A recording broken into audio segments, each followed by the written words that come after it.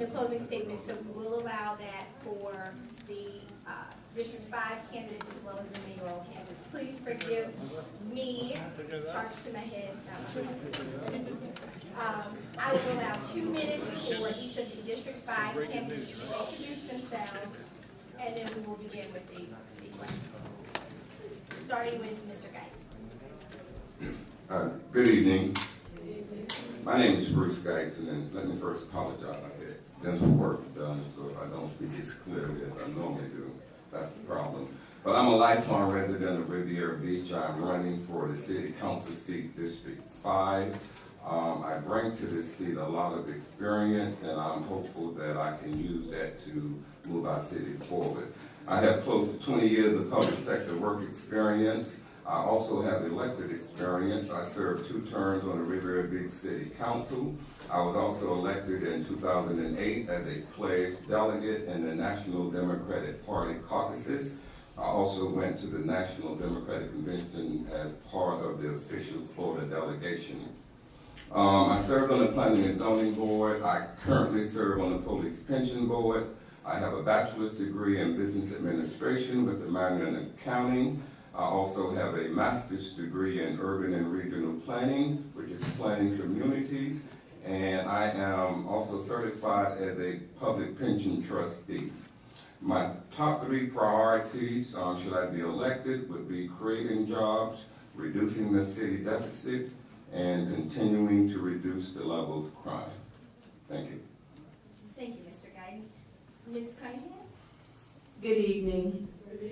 To all citizens of Riviera Beach, thank you for inviting me to this candidates forum. I'm a lifelong resident of Riviera Beach. I'm married and have 1 adult daughter, and she's 22 years old. I am a business owner and a community organizer. I have a Bachelor of Science degree in business management.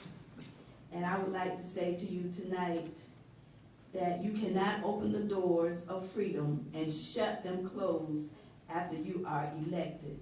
You cannot enter the doors of city government and not work for the citizens of the community.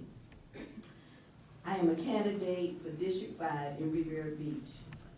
During this campaign, I have met so many individuals in Riviera Beach, and all of us have had the same problem.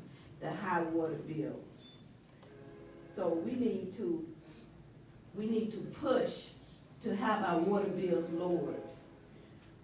The citizens have complained about the furloughs that we have had. They have complained about we need better police protection. So tonight, I am here to ask you for your vote on March the 8th. Thank you. Thank you, Ms. Guy. Councilman Love? Yes, good evening. I'll say Shelby Lowe, and I'm running for re-election for District 5 seat. And I want to thank the young professionals for putting on this event. I'm always excited when they have their event because I love seeing the young professional women that they bring.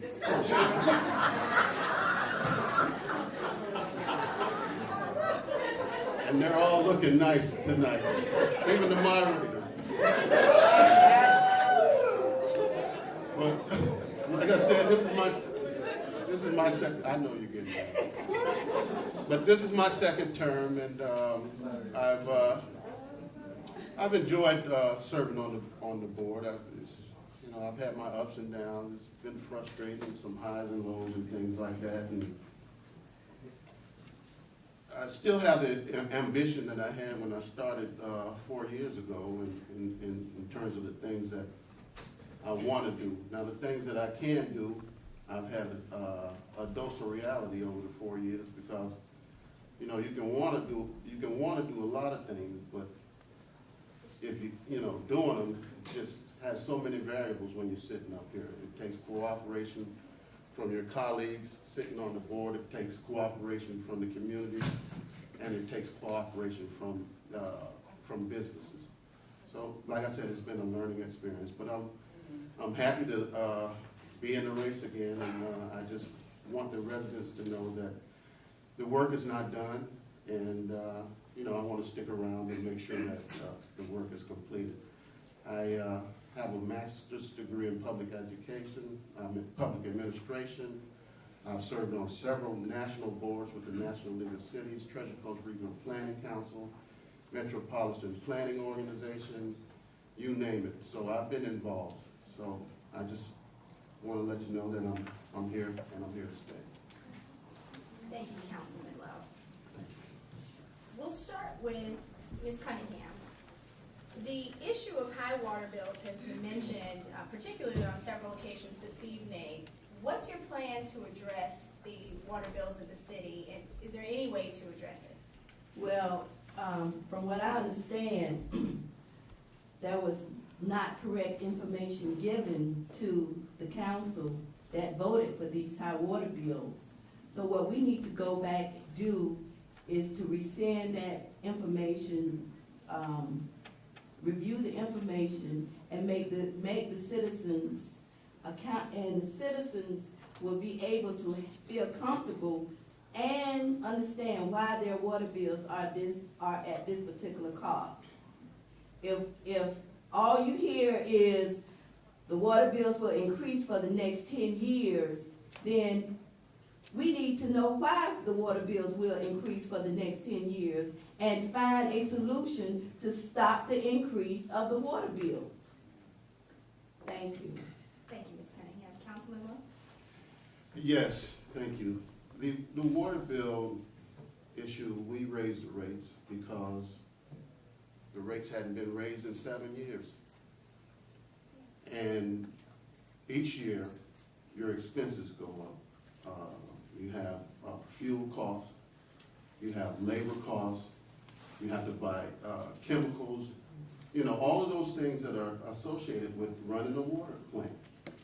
Now, the statute, as it relates to water rates, allowed us to enforce a 3% cost of living or an index to adjust the water rates over those years. And we chose not to do it. So it got to a point where our expenses were exceeding, you know, our revenues. So we had to make a drastic move. We had to have the courage, because it took courage, because there were people before us that didn't do it. So we did it, and now we're operating in the black. Now, as far as 3% for the next 10 years, I don't see that happening. It's on a year-to-year basis.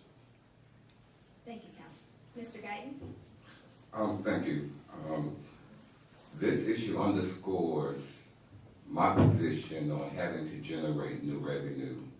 If we do not generate new revenue, the burden is going to fall on the backs of our citizens, many of whom live under the poverty line. 13.5% of our residents are unemployed. And this is an issue that I feel is critical, and until we generate new revenue, the burden is going to continue to fall on the backs of our residents.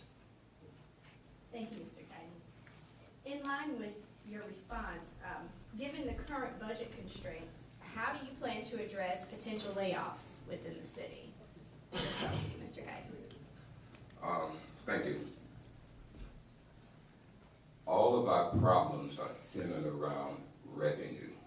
The layoffs are because of revenue, the lack of revenue. The high water bills are because of lack of revenue.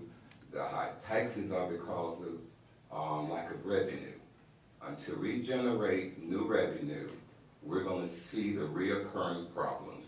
And the way I plan to do that is to push for an anchor tenant to come into our community so that that anchor tenant can generate other businesses and start economic activity. Economic activity generates activity. We have no economic activity, so nobody is seeking to come here. There's nothing happening. So that would be my plan. Thank you, Mr. Gayton. Ms. Cunningham? Ask your question, please, again. I'm sorry. Given current budget constraints, how do you plan to address potential layoffs within the city?